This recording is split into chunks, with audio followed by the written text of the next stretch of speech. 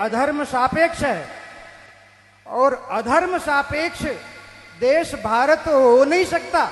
ये धर्म प्राण जनता है, इसके रग रग में धर्म निवास करता है। 2-3 घटनाएं अभी इस बीच में बड़ी हृदय को पीड़ा देने वाली हुई। अभी एक अकल के दिवालिये नेता ने तमिलनाडु के कहा कि सनातन धर्म को कोरोना की तरह नष्ट हो जाना चाहिए। भैया, तेरे अगर अकल का दिवाला निकल गया है तो उसके लिए हम क्या कर सकते हैं? संसार में जितने मत, मजहब, पंथ और इज्म हैं, उनका कोई ना कोई प्रवर्तक है, किसी ने उनको उत्पन्न किया है। इस्लाम कब से? बोले मोहम्मद से। ईसाईयत कब से? बोले ईसा से। लेकिन सनातन धर्म कब से?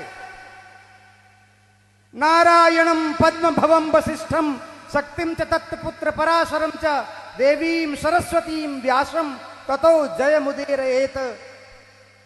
व्यासम सुखम गौड़ पदम महांतम गोविंद योगींद्र मथास्य शिष्यम तम त्रोटकम वार्तिक कार्यमन्य अस्मद गुरोह संतत मानतोष्मी।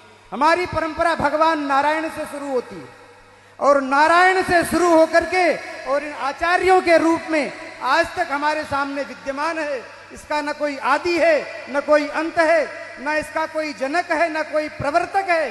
ये सनातन है, और सनातन को तो इतने लोग आए इस धरती पर, हूण, शक, यवन, मुगल, अंग्रेज, वो नहीं नष्ट कर पाए, तो नालायक तू क्या नष्ट करेगा?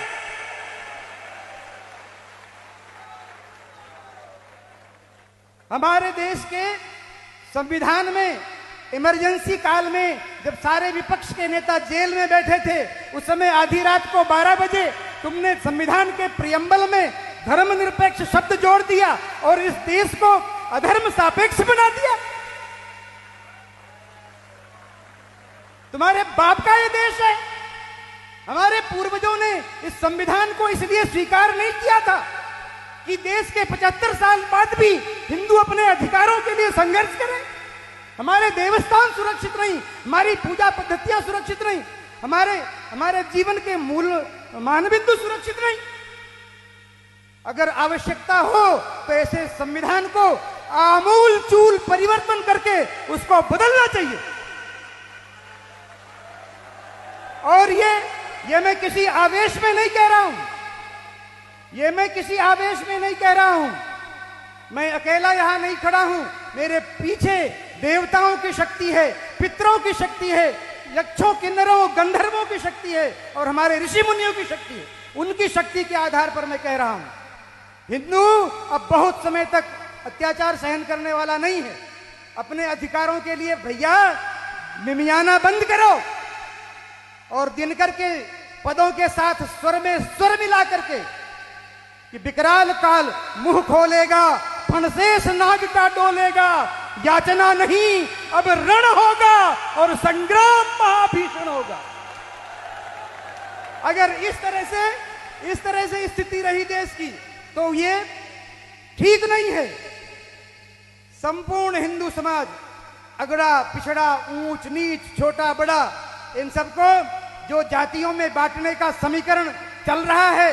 अभी थोड़ी देर पहले राजनेता आए थे और कहा हमने इस जाति को ये दिया, उस जाति को वो दिया, उस जाति को वो दिया, उस जाति को ये दिया। अरे नालायकों, तुम क्या दोगे? समाज को बांट बांट करके सत्यानाश कर दिया, और आज भी समाज को बांटने का प्रयास कर रहे हैं। शर्म नहीं आती तुमको? अब हिंदू समाज इस चक्कर में आने वाला नहीं है भैया। सभी लोग एक स्वर में हिंदवा सहोदरा सर्वे न हिंदू पतितो भवे। हिंदू एकमात्र भारत माता की संतान है, और वो न कोई ऊंचा है न कोई नीचा है। एक स्वर में सनातन धर्म की रक्षा होनी चाहिए। पार्टियां आएंगी जाएंगी, सरकारें आएंगी जाएंगी, पर ये राष्ट्र रहना चाहिए, ये धर्म सुरक्षित रहना चाहिए।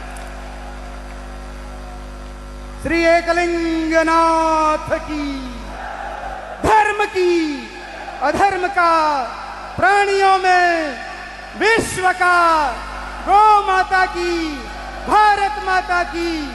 प्रत्येक हिंदू सैनिक हो, प्रत्येक हिंदू सैनिक हो, प्रत्येक हिंदू सनातनी हो, तब इस राष्ट्र की रक्षा होगी। हर हर महादेव। भारत माता की, भारत माता की।